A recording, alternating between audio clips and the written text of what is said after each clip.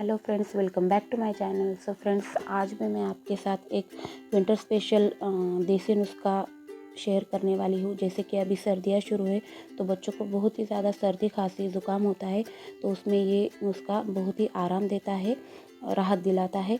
तो इसके लिए हमें चाहिए हनी और अदरक।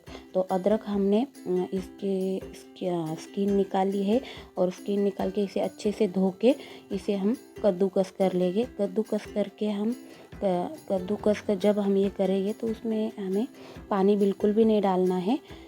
और कद्दूकस करके हमें एक छन्नी की मदद से इसका जूस निकाल लेना है। जिस तरह से मैं आपको दिखा रही हूँ उसी तरह से आपको ये जूस निकालना है।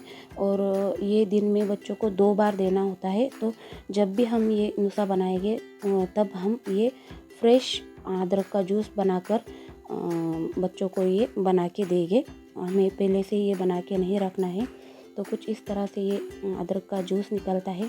तो ये 4 स्पून भर के ये अदरक का जूस निकला है।